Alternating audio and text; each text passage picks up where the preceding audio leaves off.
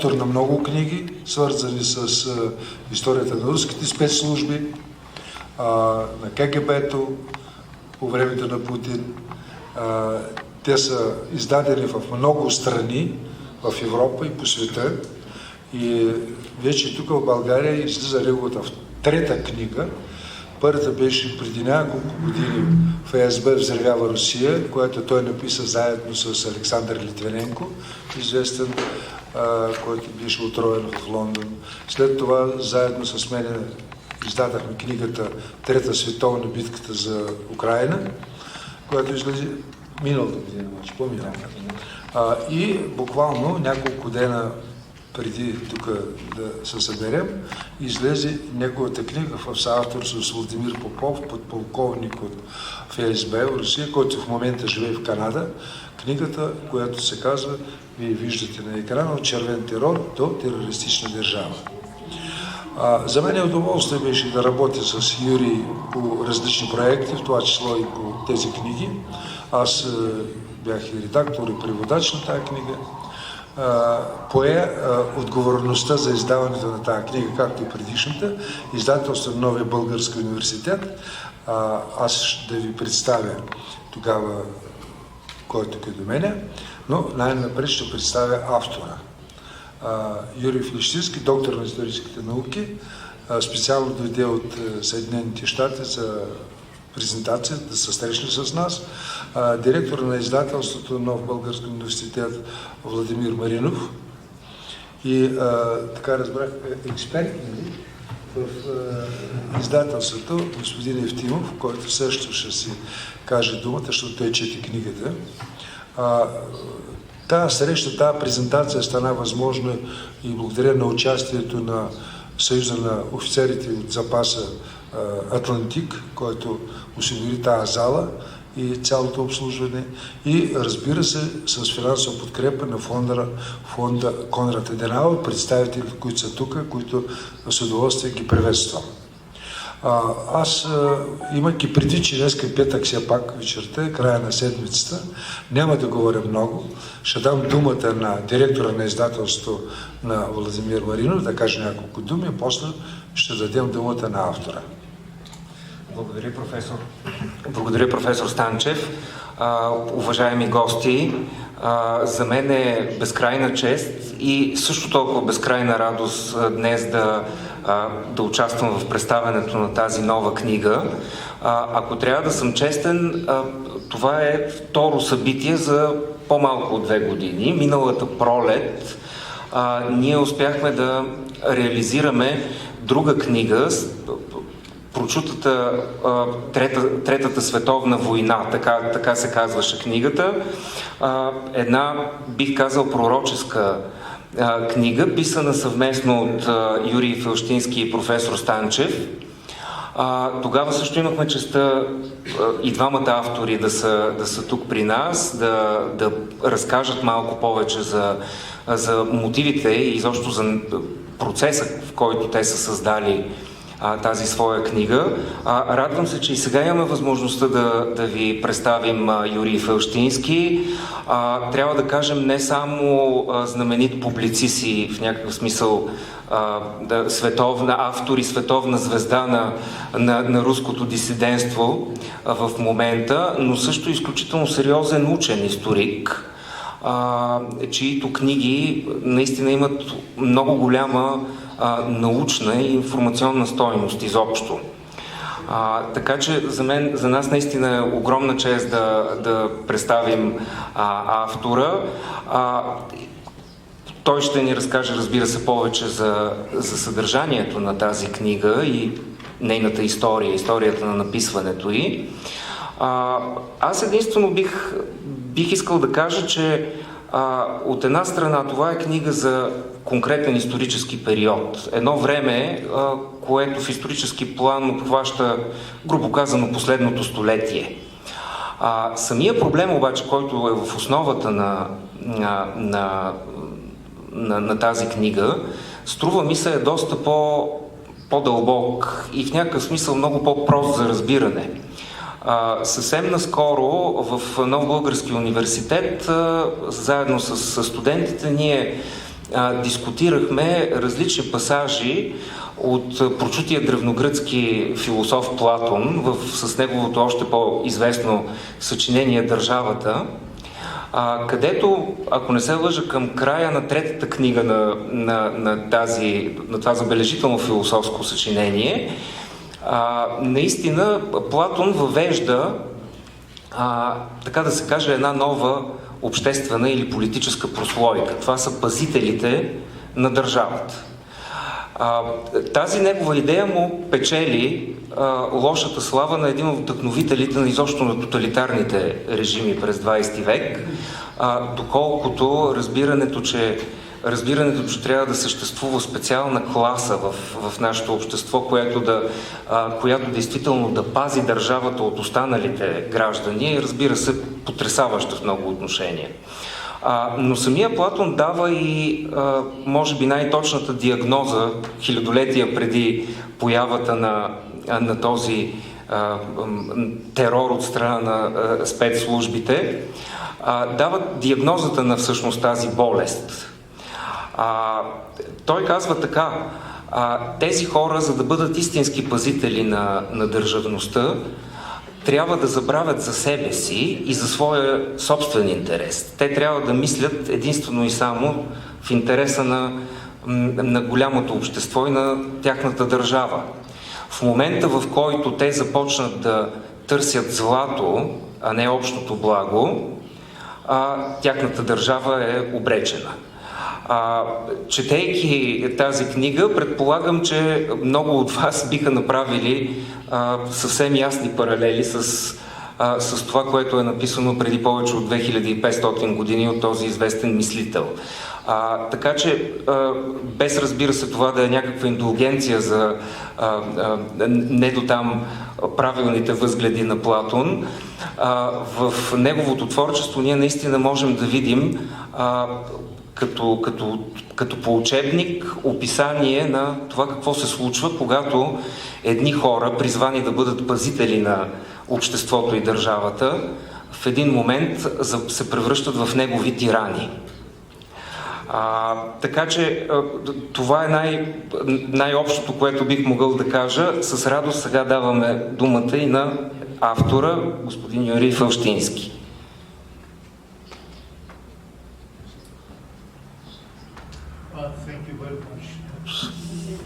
Thank you very much for coming. Thank you very much for giving me opportunity to talk to you. And first of all, I would like to thank all people who, assisted us in organizing this event. This was not very simple, starting with the book which had to be translated into Bulgarian and published, and I know that these days it's not an easy task to publish a book in foreign language, so thank you very much everybody, starting with my co-author for my previous book and my translator for this book and my friend Michael Stanchev.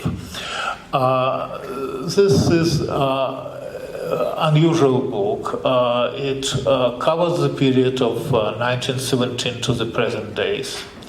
And it tells the reader about history of the various attempts of the Russian state security to take control of the Russian state. Well, prior to 1991, this was of course Soviet state, but after 1991, those attempts continued, and they ended in 2000 with President Putin, former director of the FSB, being elected as president of Russia.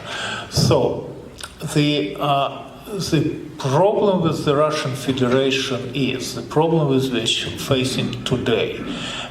Basically has a history. Behind this history, once again, is the attempt of the state security to take control of the state. I have to say that from the historical point of view, this happens the first time in history. It never happened before that a state security would run the state. We were dealing with monarchs, dictators, political parties, good or bad, different regimes, but never, once again, never in history of the world a state security would run a state, especially when we are talking about huge state and about nuclear state. Now, we all know, of course, that when the Soviet Union existed, it was, using as a powerful tool KGB, which was established in 1917, had various names, but for simplicity, let's call them KGB. And this was a very powerful organization with a huge budget. As Oleg Kalugin, major defector from the Russian state security, from KGB, general of KGB, told me that this was the largest state security in the world with the largest budget in the world. Nevertheless, until 1991, this was state security which existed under political control of the Communist Party, and state security which had budget received from that Communist Party. Since 2000, we are dealing with a situation when state security exists above everything and everybody in the Russian Federation, and instead of budget, they have unlimited resources of the entire state, the Russian Federation, which, as we all know, is a very rich and very powerful state. So that's what changed for us after 91. Prior to 91, once again, we were dealing with KGB, which was not a pleasant organization, but it existed under political control. It was political control of the Communist Party. Nevertheless, this was political control of the Communist Party. Now they do not have any political control. They effectively destroyed all political parties. Russian Federation is the only country where political parties do not fight for power.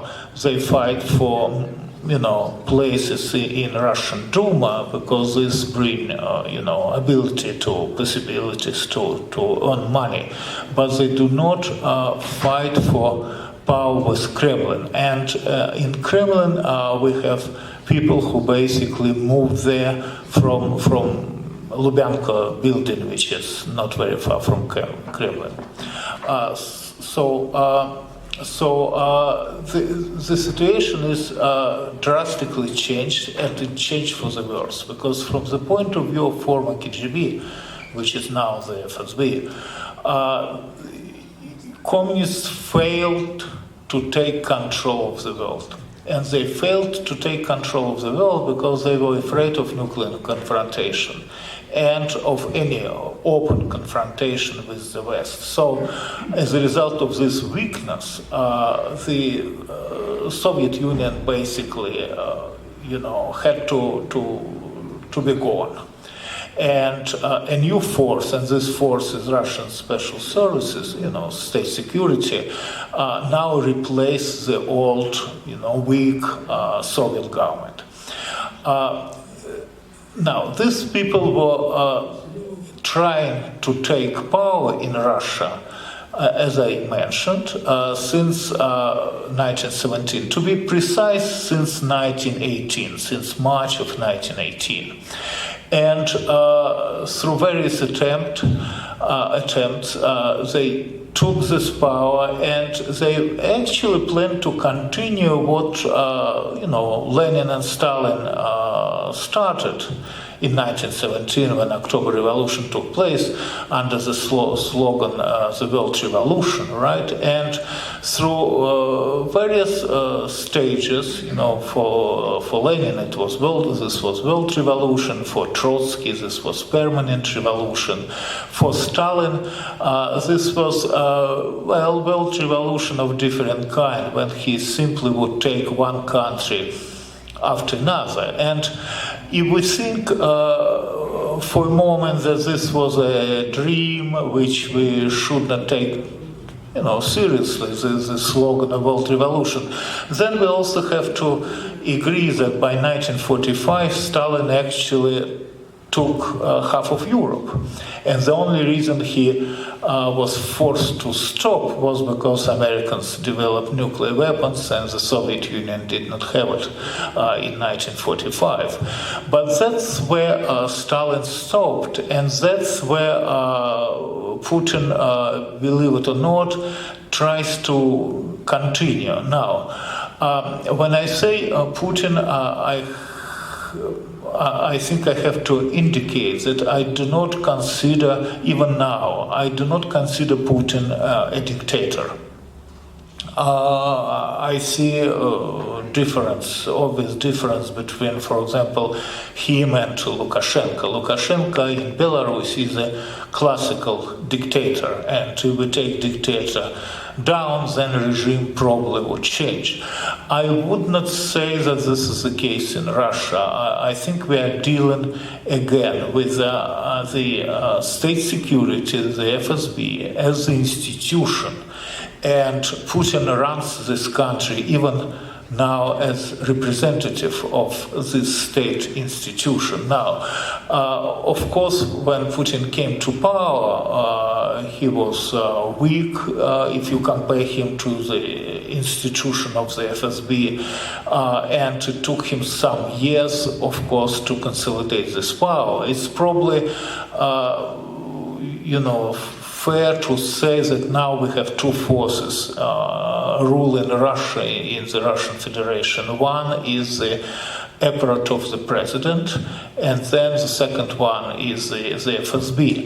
The problem is that people who are included into presidential apparatus are mainly from KGB as well. So they are competing in a certain way, but they at the same time work together because these are people from initially from the state institute of state security. I'm saying this because we always hope for better, especially when a war happening in Europe, and Russian-Ukrainian war is a war in Europe. I will move to this topic in a few seconds, literally. But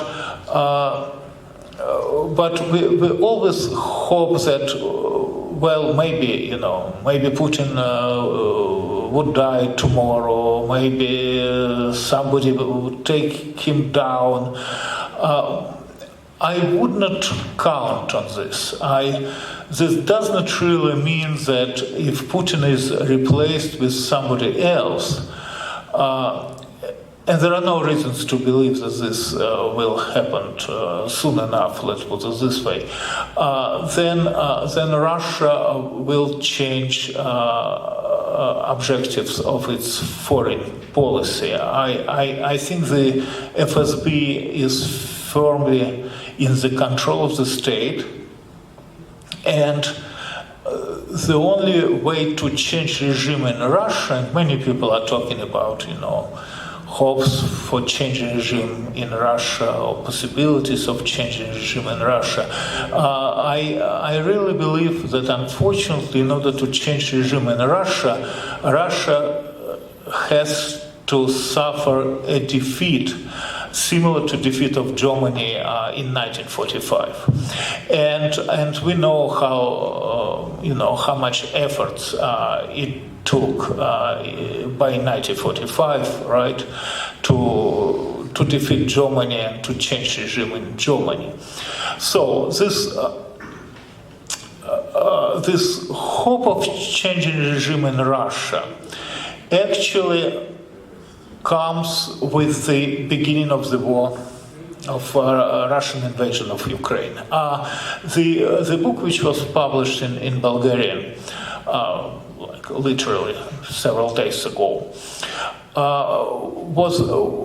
was written and published in 21, before the war, or before the full-scale war, because for Ukraine this was started in 1914. And actually, we wrote in that first edition of 21 that Putin created a very stable regime, and that he would be able to run Russia as president until 2036. That's what he promised to Russian public, that he would stay as president until 2036. They changed laws for this. The State Duma was involved changing those laws, etc. So he will be able to stay as president until 2036, unless he starts a major war. And in 22, the next year, he started the war. I think that this war will end as a defeat for Russia, and I think as a result of this war, Russia may collapse, and it would definitely not be able to survive and to exist in the form which we see now, or which Russia has now. But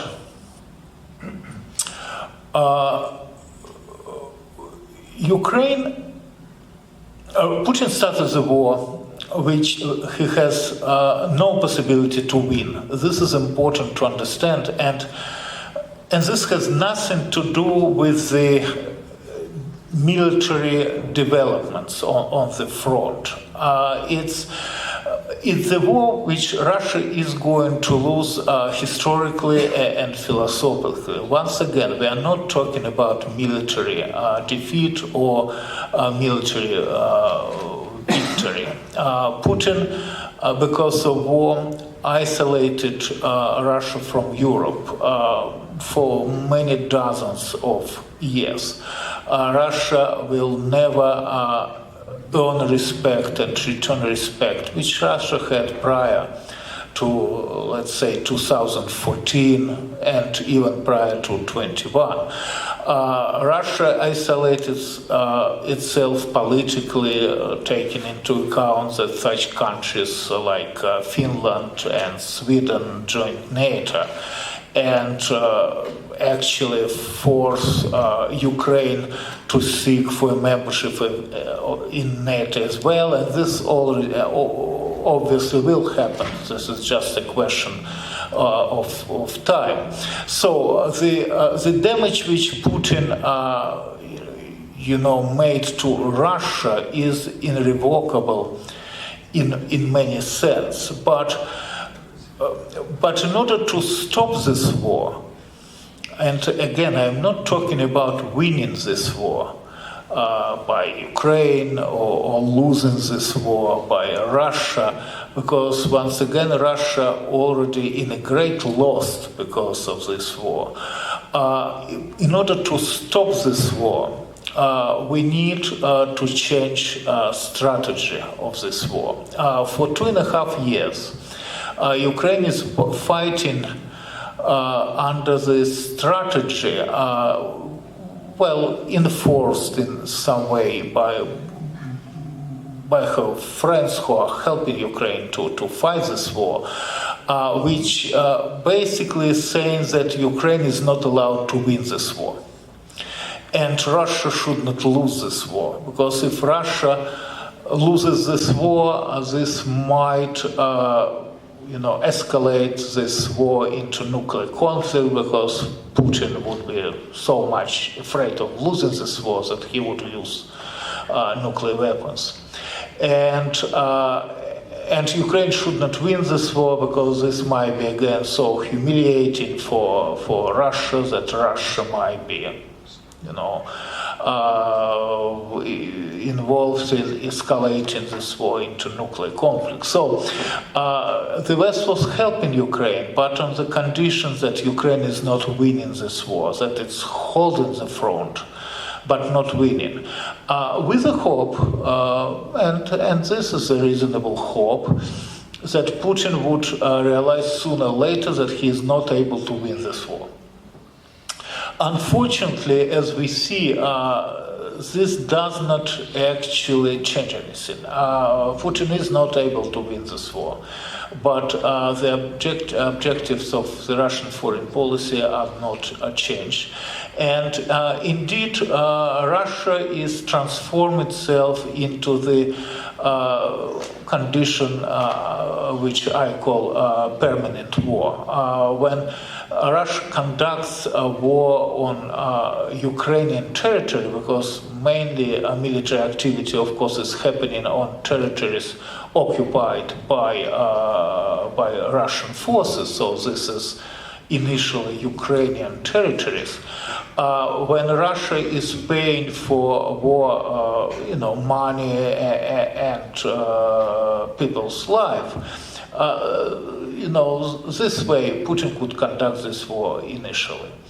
What Putin could not survive, I believe, is really the permission which is given to Ukrainians just now to strike against territory of the Russian Federation. I also have to say, and I do understand that this sounds very dramatic, that it's not enough to strike the territory of the Russian Federation in general. Russia is a huge country, but this is, believe it or not, and many people know that this is precisely how it is, this is a country of one city. And that city is Moscow. And this is the weakest point and the weakest place in Russia, because everything is concentrated there. So unless Ukrainians will get permission to strike against Moscow, they will not be able to change the course of the war. The West is probably very close to this permission, but the problem is that we do not have Ukrainians, and we do not have too much time. Because as we know, from 21st of January, a new president is going to move to the White House. And as we know from previous statements of Donald Trump, he plans to stop assistance to Ukraine. I think that what we should expect, I think he will stop all assistance to Ukraine on 21st of January. I believe as the next step, he also would withdraw United States from the involvement into European problems and leave Europe face to face to deal with Russia. That's what I think is going to happen. I think this, of course, will, harden and worsen situation for Ukraine. Although I do not think that this would lead to Ukrainian defeat or to Putin's ability to take Ukraine. I think very much would depend. This war, this might, escalate this war into nuclear conflict, because Putin would be so much afraid of losing this war that he would use nuclear weapons. And Ukraine should not win this war, because this might be again so humiliating for Russia that Russia might be, involved in escalating this war into nuclear conflict. So the West was helping Ukraine, but on the conditions that Ukraine is not winning this war, that it's holding the front, but not winning. With the hope, and this is a reasonable hope, that Putin would realize sooner or later that he is not able to win this war. Unfortunately, as we see, this does not actually change anything. Putin is not able to win this war, but the objectives of the Russian foreign policy are not changed. And indeed, Russia is transforming itself into the condition which I call permanent war. When Russia conducts a war on Ukrainian territory, because mainly military activity, of course, is happening on territories occupied by Russian forces, so this is initially Ukrainian territories. When Russia is paying for war, money and people's life, this way Putin could conduct this war initially. What Putin could not survive, I believe, is really the permission which is given to Ukrainians just now to strike against territory of the Russian Federation. I also have to say, and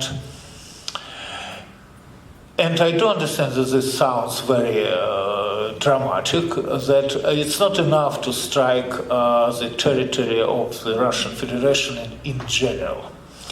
Russia is a huge country, but this is, believe it or not, and many people know that this is precisely how it is. This is a country of one city, and that city is Moscow. And this is the weakest point and the weakest place in Russia, because everything is concentrated there.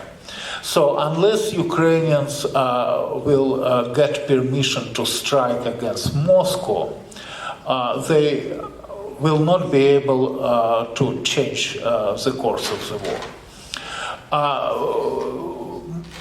The West is probably very close to this permission, but the problem is that we do not have Ukrainians, and we do not have too much time. Because as we know, from 21st of January, a new president is going to move to the White House. And as we know from previous statements of Donald Trump, he plans to stop assistance to Ukraine.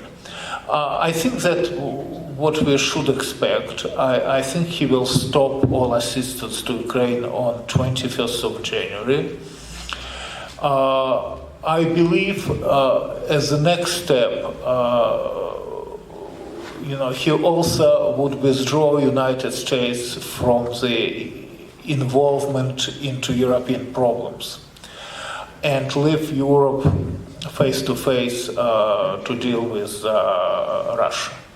That's what I think is going to happen. I think this, of course, will, harden and worsen situation for Ukraine. Although I do not think that this would lead to Ukrainian defeat or to Putin's ability to take Ukraine. I think very much would depend on the position, of course, of United Europe. But I think Europe should be, accept the possibility that they would, it would have to deal with Putin without participation of the United States. And indeed, I expect Donald Trump to try to press Europe to stop assistance to Ukraine as well, because without it, Putin won't be able to take Ukraine, and this is what Trump obviously promised to Putin, that he will, do everything in his forces to stop assistance to Ukraine. So I do not really believe that Europe would agree to stop assistance to Ukraine, because I think the understanding in Europe of the fact that Putin will not stop is common. I think again after 2.5 years, Europe became much more psychologically and militarily much more prepared for the possibility of were afraid of Russian invasion. Now, after this 2.5 years of Russia-Ukrainian war, it's clear that Russia has no ground forces to invade Eastern Europe. So Eastern Europe, because of this war, I think should feel much safer.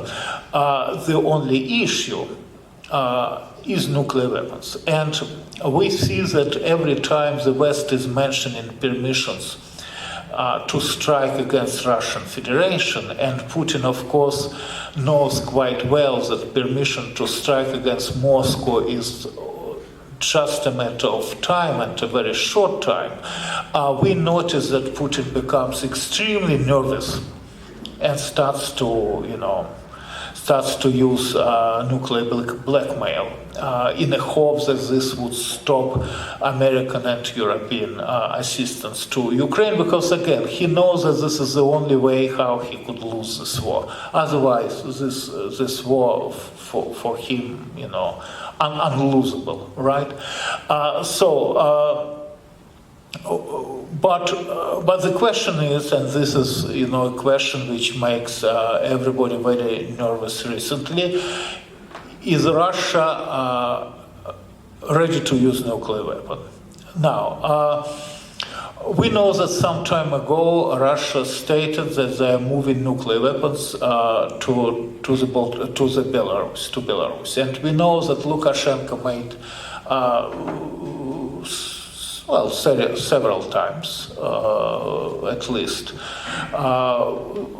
major statements that he is ready to strike with these nuclear weapons against territory of Poland and Lithuania. I do not know why he named just 2 states, but he named just 2 states.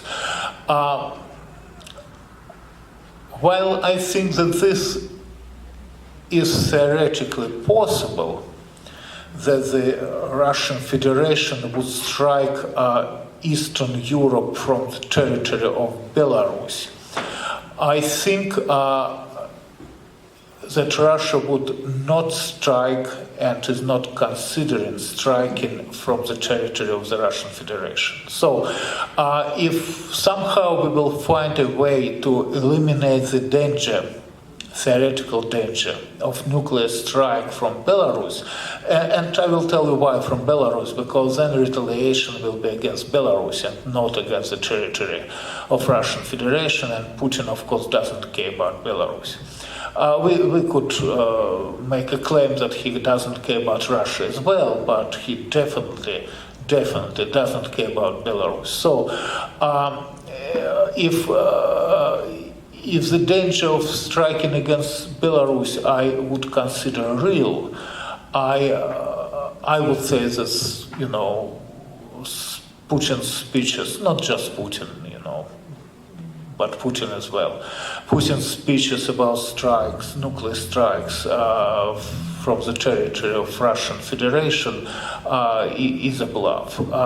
Now, it's not that I'm usually saying that whatever Russia is saying is a bluff. For example, when Russia was preparing invasion of Ukraine in 1922, everybody was saying that this was a bluff, and I was saying that they are actually preparing to invade. But this time, I think that the talks about nuclear weapons is a bluff with an obvious goal to force Europe and the United States to stop the assistance. And yet again, Putin knows that he needs to hold for 2 more months, because then he expects Trump to stop any assistance to Ukraine and to force Europe to stop assistance to Ukraine as well. So I probably may stop at this point and expect some answers, questions which I would be glad to answer. Де факто можем да открием втората част. Дискусия, въпроси, но в рамките на нашия разговор мисля, че господин Ефтимов ще каже няколко думи, защото той чете книгата, той е литературен критик и важно да чуем неговата дума. Благодаря ви. Първо да кажа това, че действително все пак ние пред нас е Юрий Фелщински. Естествено, че можем да говорим и за други неща извън тази книга, върху много теми, върху които той е писал и върху тези най-наболели теми от политиката от последно време. Но аз все пак искам да кажа за него като автор и за книгата, защото все пак тя е основният повод за нашата среща в момента. Господин Фелщински е автор на много книги и в тази си работа той си сътрудничи с различни съавтори. Работи с различни архиви и някои от книгите му наистина са буквално свързани с публикуване на архиви и първи коментари, въвеждане на архиви в обращение, както е, например, с архивите на Троцки. От друга страна, той е автор и на книги, които са посветени на отделни личности, чието живот той разглежда в контекста на голямата политика. Но държа да спомена и това, защото ние говорим за конкретни политически действия, за решения на политически дейци, но все пак говорим и за идеи. Една от неговите книги, която не е преведена на български, но лично на мен ми е особено важно, че и тя е написана от Юрий Фелщински в съавторство, е огромна биография на Джордж Оруел. Тоест него го вълнуват не само дейци от руската политика, но и свързани изобщо с левите идеи. Или поне хора, които са се представили като свързани с левите идеи на изток и на запад. Книгата От червен терор до терористична държава, която стои пред нас, представлява съкратена версия на едно издание, което е осъществено първо в Киев и в което има много документи, което е много по-тромаво, но пък за сметка на това в него са документите и звучи убедително по друг начин. Тази книга обаче е много по-достъпна. Тази, така се каже, по-съкратена версия, която ни дава възможност по-лесно да влезем в основните тези и да видим също и писателското умение на двамата автори, Владимир Попов и Юрий Фелщински. Основната теза, разбира се, всички я знаем, тя е споменавана, тя присъства и в книгите на други автори и тя е свързана с ролята на специалните служби, на КГБ в рамките на руската история и това е тезата за битката между специалните служби и другите големи политически агенти, така да се каже. На първо място самата партия, Комунистическата партия на Съветския съюз. Ние добре знаем, че и в рамките дори на българската история от епохата на социализма това не е без значение. За някои агенти на държавна сигурност се знае, че са станали, защото са искали чрез това да се противопоставят на някакви свои конкуренти, които са пък заемали видно място в партийната иерархия на страната. Но да не се отклонявам. Книгата е изключително интересна, защото тя ни запознава отново и по изключително атрактивен начин с всички тези фигури, които в момента представляват руската политика и не само в момента, ами в последните 100 години. Те са показани много стегнато и същевременно много атрактивно. Чрез тях съответно и много явления, които звучат направо сензационно. Например това, че и до ден днешен руската политика е силно свързана с отровителството. Добре бе, не бяха ли медичите, не свършили това време? Не е ли средновековието времето, когато тровим някого в политиката? Не, оказва се, че това си продължава и до ден днешен и руската политика го практикува постоянно. Тук ще направя едно леко отклонение в скоби. Миналата седмица сред световните събития беше една среща на Владимир Путин с председателя, генералния директор на Мосфилм. Една от големите руски филмови компании, знаете, другата е тази от Петербург.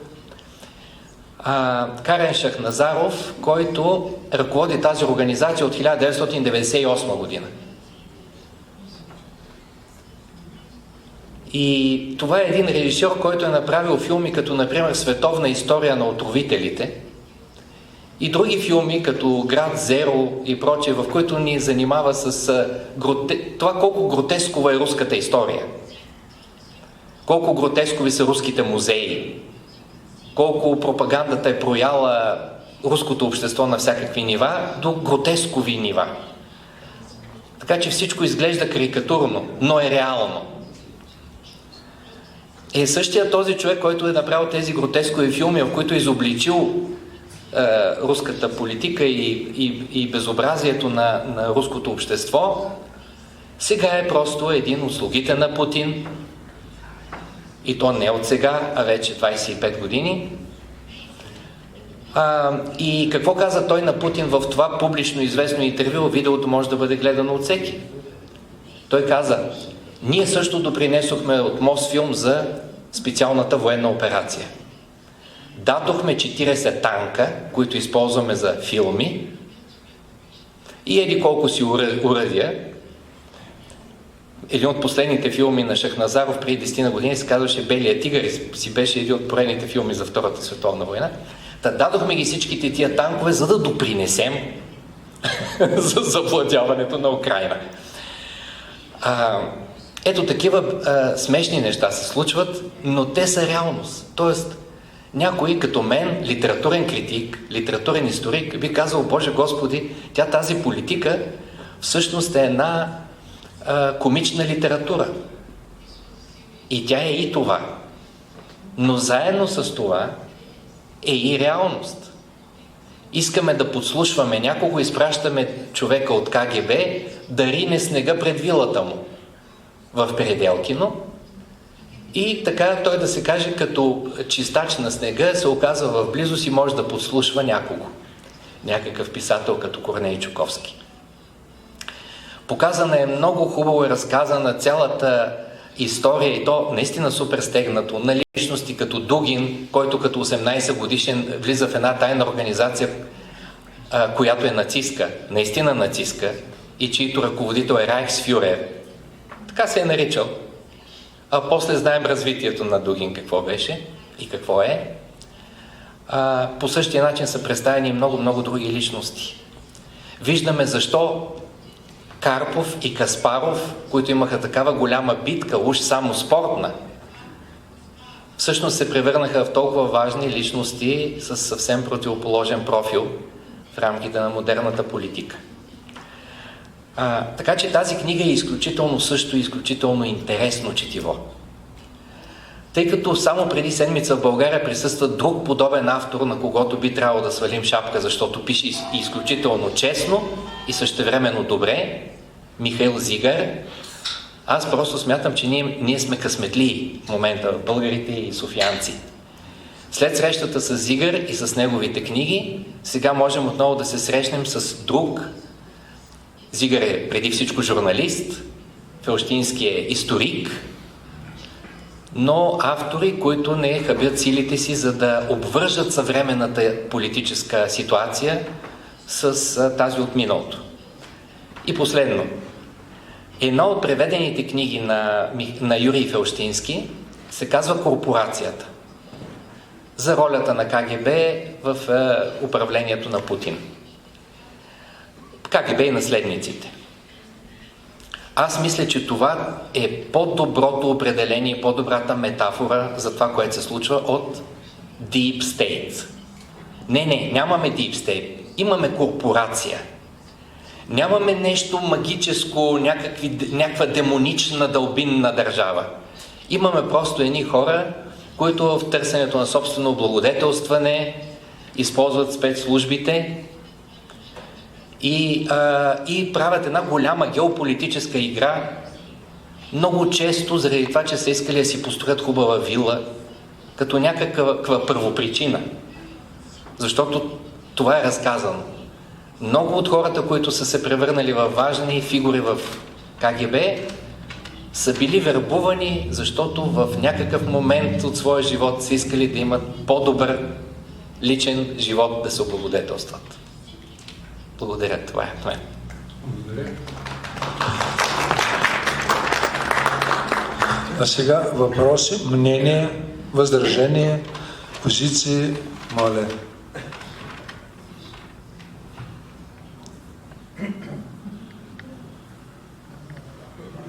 Да, моля. Микрофона отзад. Will the Russian Federation will be exist till 2036? This is my question. Ще просъществува ли Руската федерация до 2036? Both. Well, I would say no, but I'm not part of a group of, analysts or journalists who think that Russian Federation will collapse as a result of this war and will split into whatever, 10 or 12 or I do not know, 50 different states. And by the way, when we ask ourselves why the West was so slow in giving Ukrainians contemporary weapons, long-distance rockets, and permission to fight against Russian Federation, there were two reasons named. One is, of course, the escalation of this war into nuclear war. And I think this is, a reasonable reason to be afraid of. But the second one, that if Russia defeated in this war, then it will collapse, and instead of one Russian Federation or instead of one big problem, we will have a dozen of new problems which might be as big as the problem with the Russian Federation or even greater. And I think that this second position is a fake. That number one, we should not be afraid of the collapse of the Russian Federation, although I do think that some regions like the Chechen Republic, Ingushetia, Dagestan probably will separate as a result of next collapse of the Russian Federation. But I do not believe that Russia, the main body of Russia, would disappear from the earth and will be replaced by several states. And because we do not really, aside of cases of South and North Vietnam, South and North Korea, and East and West Germany, we do not really know cases when a state where people are, talking the same language would, dissolve itself into several states without involvement of a foreign force. So this we should not expect, right? But I do not really think that Putin will live until 2036. I think now we should not expect this. I do not think that this war might continue until 2036. I think this is also not going to happen. So he will not be the president of Russia until 2036, but saying all this, as I mentioned, the disappearance of Putin from political scene in Russia does not mean the end of our problems with Russia, because the main problem with Russia is that Russia sincerely believes that it's a new civilization. It's not just a state. And Russians are not just people. That Russians should exist as an empire, being the main nationality of an empire, and Russia has the right to do this, etc., etc. And there are some historical explanations for this, of course. Russia always existed as an empire. It was empire until 1918, it was Soviet empire until 1991, and the period when Russia was trying to be a democratic country was very short. From 91 to 99, for a historian, it's a very short period of time.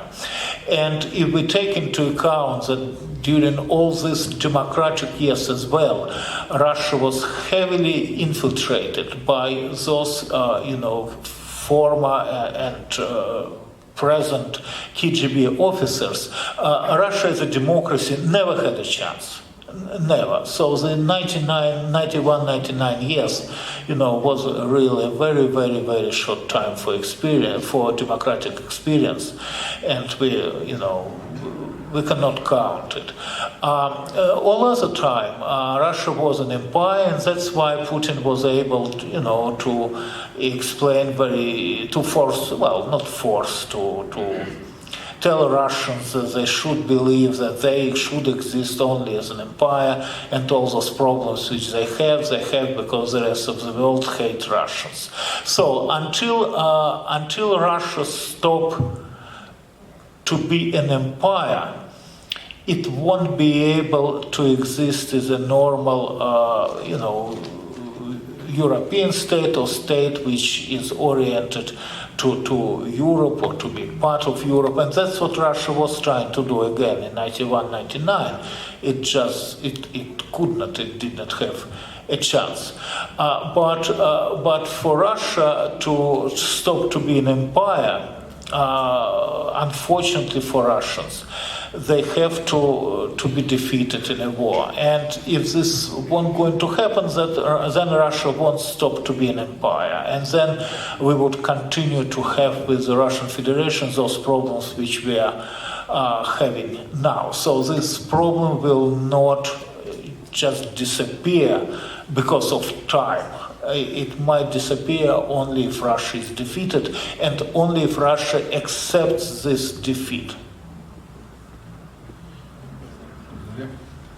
Още въпроси? Изказване?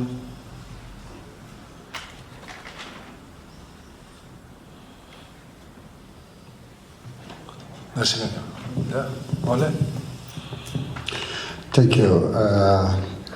I'd like to say welcome Mr. Felshinsky in our country in this very, very interesting and complicated period not just for our country, but all the world. Let me permit to continue in Bulgarian language. Моят въпрос към вас е, засягайки теми, които изискват изключително точно интерпретиране на фактология и на събития и личности, които изискват задълбочено изучаване на архивите. Имахте ли възможност за достъп до руските архиви, които естествено най-добре биха могли да ви дадат материал за тези изследвания? Защо го казвам? Защото ние и аз като служител на Външно министерство се сблъсквахме с изключителни трудности, да не кажа отказ директен за достъп до архивите и на бившия Съветски съюз и на Руската федерация, които касаеха присъствието на Съветския съюз, изобщо на Русия в българската история, което знаете, предполагам, че е достатъчно и сложно и нееднозначно като път на развитие на нашата страна. Конкретният ми въпрос е, вие и вашия съавтор, господин Попов, имахте ли възможност за достъп до руските архиви и как успявахте да съберете фактологията, която да изложите във вашите книги? Благодаря.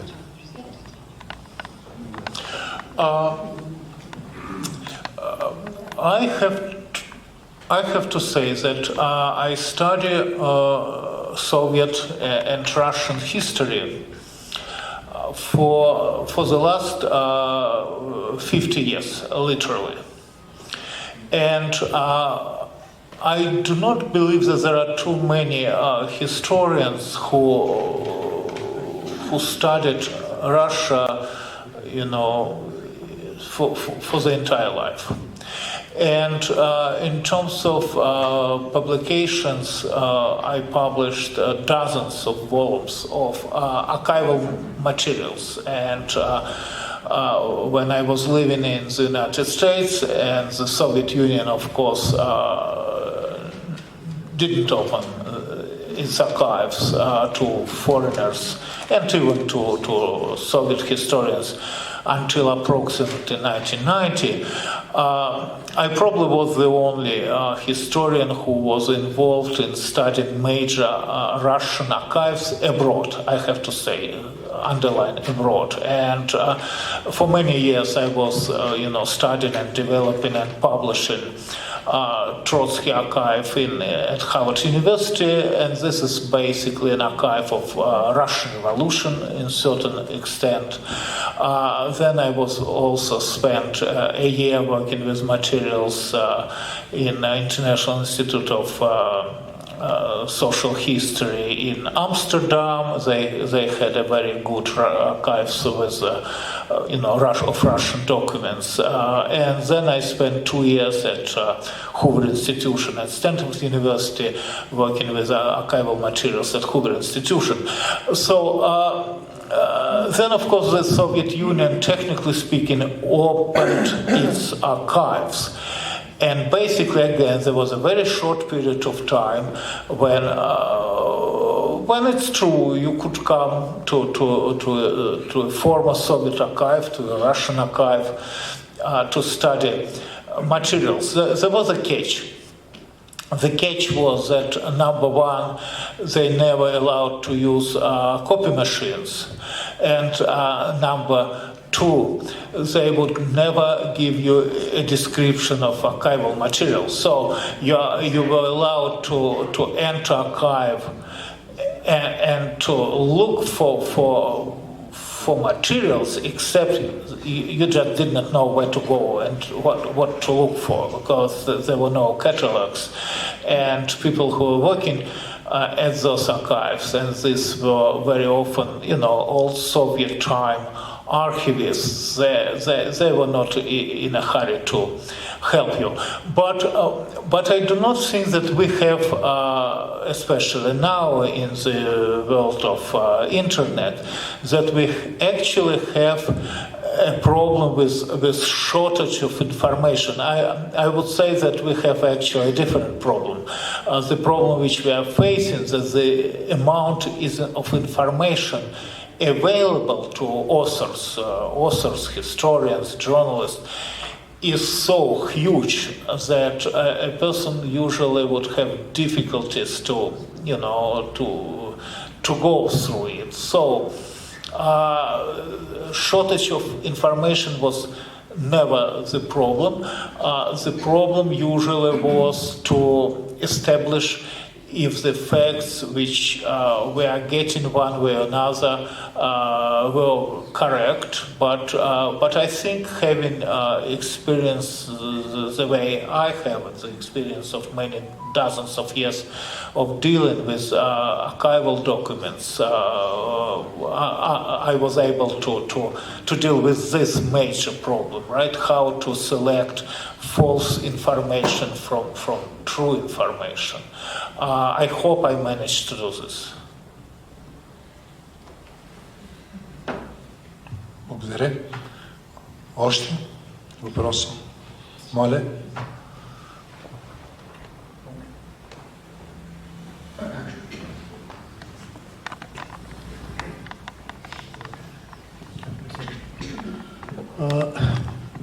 Вие знаете, че в последните години, 10 години, Путин упорито налага тезата, че Русия е цивилизация. И знаете... Още веднъж, че лошо чувам. Се налага тезата?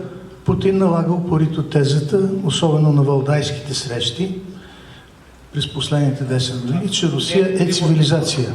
Russia is civilization. Той казва, Русия дори е цивилизация център. т.е. център на другите цивилизации. Вие сте историк и знаете, че Путин подписа договор за стратегическо партньорство с една друга цивилизация, която има не по-малко високо самочувствие от руската, да речем, с Китай. Как оценявате тези стратегически договори между Китай и Русия и каква е прогнозата за отношенията между тези две страни? Think it's actually a very good question and a complicated one, of course. Let's start with civilization. You see, as we all know, starting approximately 1918, empires were dying. As a result of the First World War, several empires, including Russian Empire, stopped to exist. And then, of course, by the end of the Second World War, there were really no empires left except maybe Russia, Soviet Union and Yugoslavia. And then, by 1991, those empires were gone as well. Putin, again, on behalf of the FSB, came to rule Russia, with the idea to rebuild an empire. Now, how do you rebuild an empire? In principle, it's kind of difficult to sell. I mean, let's imagine for a second that a king of Britain makes the same statement as Putin done in 2014 when he stated that the collapse of the Soviet Union is the greatest geopolitical catastrophe and personal tragedy for him, and he was, to return to the, rebuilding of the Soviet Union. Right? So what if the King of Britain would state that a collapse of British Empire is a personal tragedy for him and he would like to, rebuild British Empire and return India and the United States? What if Chancellor of Austria would state that collapse of the Austro-Hungarian Empire is a personal tragedy and they would like to rebuild it? Or if Erdogan would state that they are dreaming about rebirth of Ottoman Empire? I mean, this would be sold internally or externally. Somehow in Russia, this was easily sold to Russian public. Well, again, this has many things to do with the fact that there is no opposition, that political parties are destroyed, that, basically there is no connection between people and the government, that there are no elections, no free press, etc. Nevertheless, you have to sell to public the idea that Russia is allowed to exist as an empire. So instead of stating this, they figure it out that it's more convenient to claim that Russia is a special civilization. And if Russia is a special civilization, then it actually doesn't have to follow ordinary rules. Then everything is allowed because Russia is a special civilization. And in the list of the civilizations, Putin, by the way, also named China. Now, everybody was afraid that China would support Russia in this conflict. I was sincerely hoping that the Chinese government might be smart enough not to do this, because China actually, except for case of Chinese-Vietnamese war, China never used the army, outside the borders of China. But it seems to be that China is helping Russia. I mean, we do know now that China is supporting Russia politically, that it became the main economic partner. And the reason I do not know if China is doing this to prepare annexation of Taiwan or to start a major conflict with the United States, but let's hope that this is not the case. But what China is interested is the isolation of Russia from Europe. And this was effectively achieved, because with each day of war, Russia is cutting itself from Europe more and more and more, and for longer and longer and longer period. And even this war ends soon, and we do not know when this war ends. The isolation of Russia from Europe probably would continue for many, many, many, many years. And China is probably the only state which is interested in this isolation, because then, of course, Russia is kind of forced to be the only partner of China, and China, as we all know, is much greater, much bigger. Except that than Russia, except that Putin probably thinks that because he has nuclear weapons, he would be able to deal with China as well if this comes to as a necessity. We also have to understand that when Putin talks to people, and then this relates to every foreign leader, and maybe not just to foreign leaders, to any person. He is not talking to person. He is recruiting a person. And I'm sure that when he talks with Chinese leadership, he is saying precisely what you mentioned, that look, we are communists. You are communists. We are communists. Don't pay attention to the fact that, Communist Party basically doesn't exist in Russia anymore. We still are communists. This is done for tactical reasons. And I'm sure that when he was talking to, French leaders, he was using similar recruiting tactics. With German leaders, different recruiting tactics. But he's recruiting. He's not talking, because that's what they learn when they are, preparing to be and then become FSB officers. We have to remember this, that first of all and permanently, he is the FSB officer. The rest comes with it. Thank you. Още въпроси?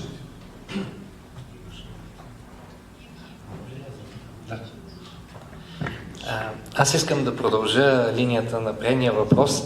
Тя е свързана с това, че съществува едно мнение, включително и сред българската интелигенция, че все пак съществува някаква руска такава нагласа, че това е присъщо на руснака.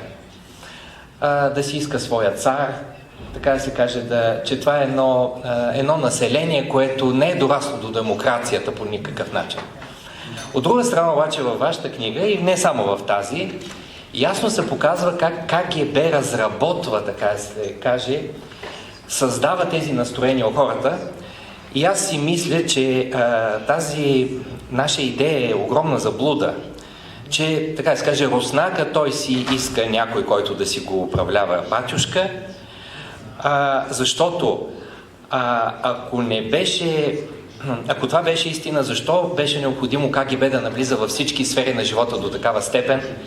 Защо трябваше, както на 341 страница припомняте, всички епископи на Руската църква да бъдат свързани с КГБ, по думите на патриарх Филарет в негово интервю, и с съответно списъците, които съществуват. На всяко едно ниво, където се оказва влияние върху обществото, създава се настроение и така нататък, КГБ е пуснала своите пипала.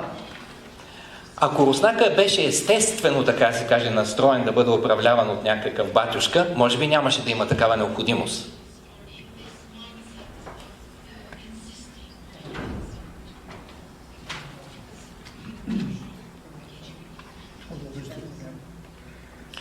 You're right, and once again, what's important to understand that the infiltration of KGB into the civil society of this Soviet state first and then Russian state is happening on unprecedented level. We actually do not even now understand how much the society is infiltrated by the former KGB, currently the FSB. It started with, aside the fact that the terror, of course, played a very important role, and during Stalin's years, millions of people were killed. It started in a contemporary period. It started with Yuri Andropov, which created so-called Institute of Active Reserve, and this was a very interesting system. This was a system when you would send a KGB officer as a spy, as if you are sending him to work abroad as illegal. Indeed, you do this within a civil society of a state, and prior to 1991, this was the Soviet Union.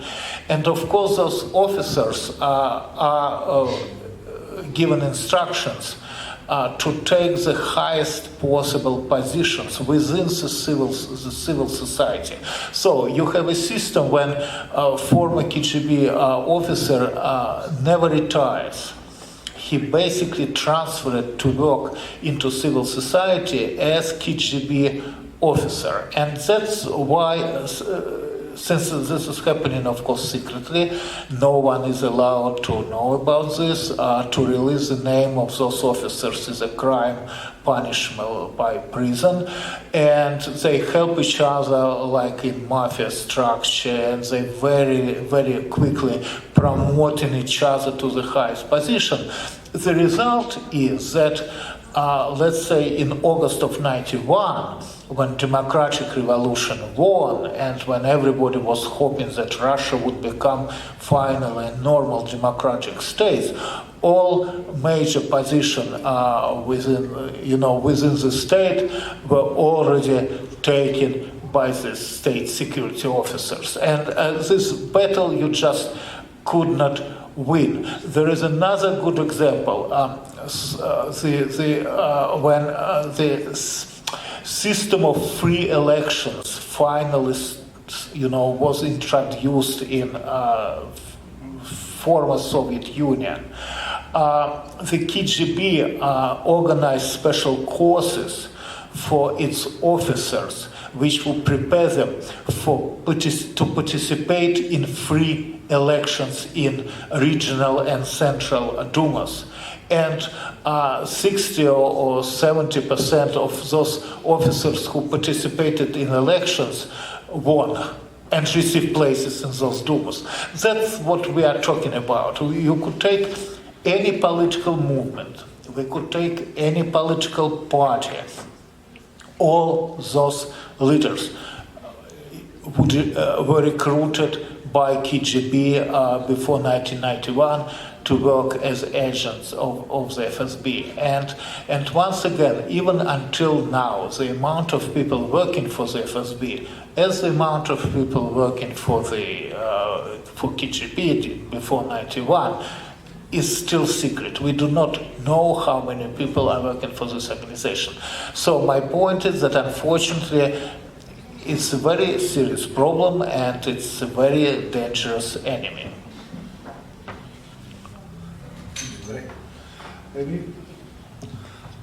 Още един въпрос. Чакайте да донесат микрофона, защото преводачките.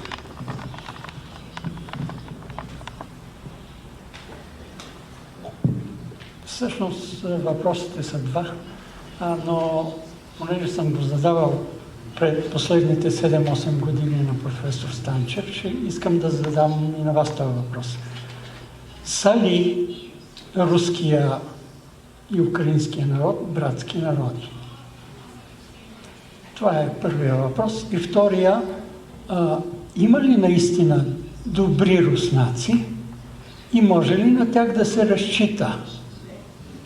Ако вземем образите на тия добрите трима, които правиха мирни митинги в Берлин и други подобни, които претендират да са добри. Това са двата въпроса. Са ли братски народи руския и украинския? И има ли наистина добри руснаци, които могат нещо да повлияят?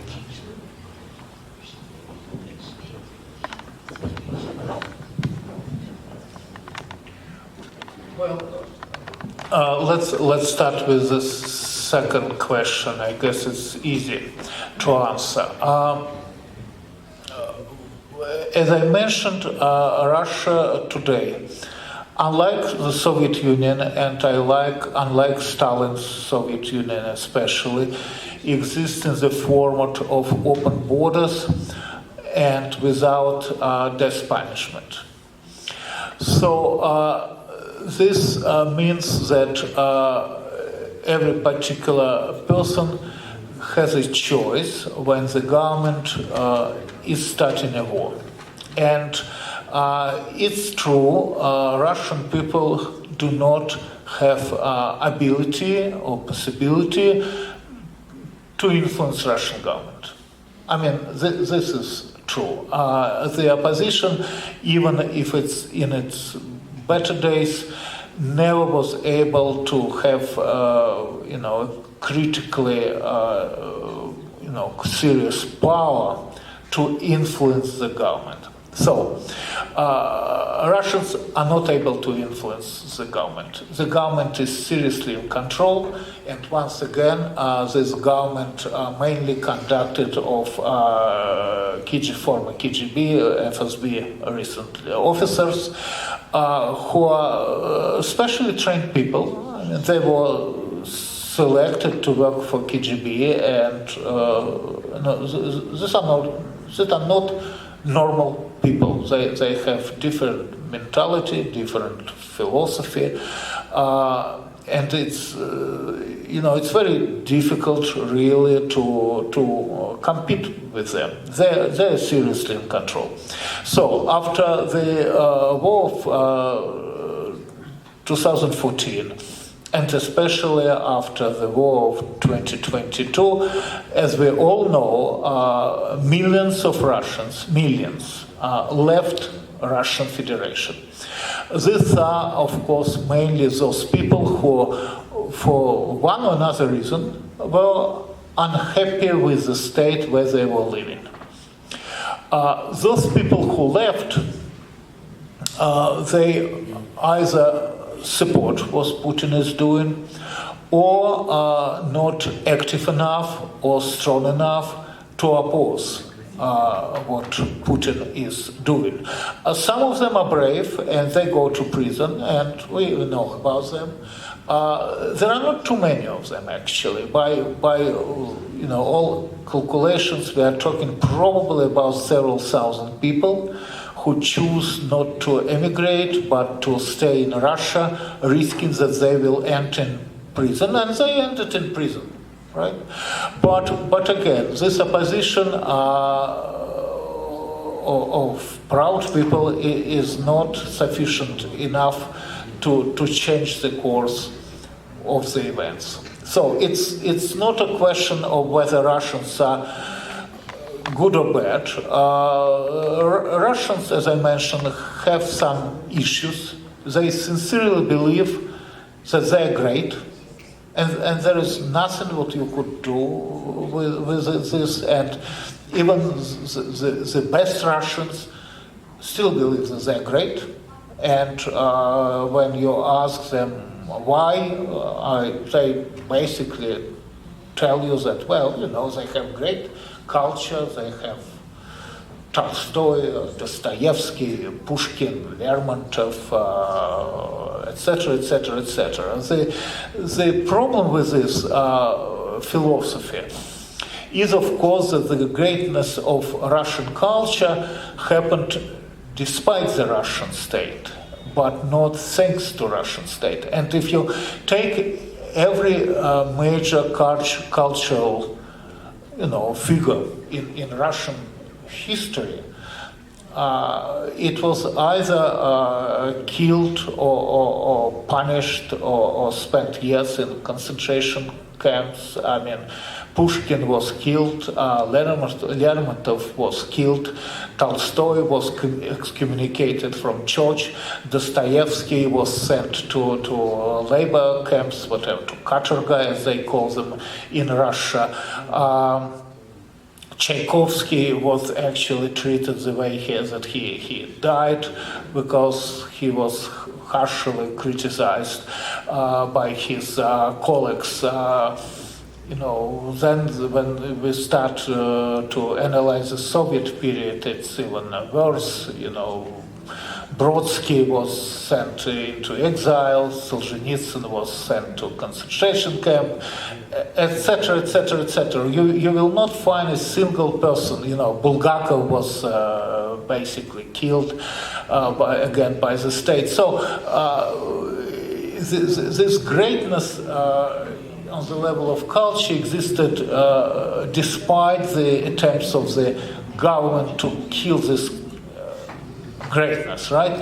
Nevertheless, Russians believe that they are great, and this creates a problem because then when you ask Russians a question if a Ukrainian is equal to Russian, or a Georgian is equal to Russian, or a Lithuanian or a Pole is equal to Russian, they sincerely would think that no, they are not, because they have Tolstoy, Dostoevsky, and Pushkin, and all those small nations do not have anything.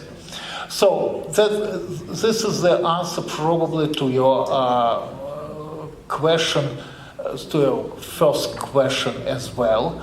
I have to tell you, as a person who gives very often interviews to Ukrainian press, that languages, although they're very close, I'm not able to understand it. So when they ask me if they should ask questions in Russian or Ukrainian, I tell them that in Ukrainian, because languages are different. And with the beginning of the war, and I do not really know how Ukrainians felt about brotherhood or friendship with Russians prior to 2014. But after 2014, this definitely changed. And this changed probably forever in 2022. I think this is the major damage which Putin made to Russians as well, because Russians today are actually hated by many people, many nations, starting with Ukrainians, and I think that this hate is probably irrevocable. Again, historically speaking, this will take, close to 100 years. The way it took, Germany probably around 80 years or something like this to recover from the damage which Germans have done to Europe during the Second World War, and I expect something similar happens with Russia and Russians. На завършване, надявам се, ще продължим дискусията за чаша вино тук, относно вашия единен народ, нали, украински и руски, с един вид ще завърша. Лети руския летец да бомбардира Украина. Лети към Харков, обаче минава над Белгород, руския град, и казва, нали сме един народ, взе, че фърли бомбите върху Белгород. Така че това е дискусионен въпрос и може да се говори още дълго, ама това си вид, с който го измислят хората. Аз продължавам да продължам дискусиите в залата съседната, където не чакат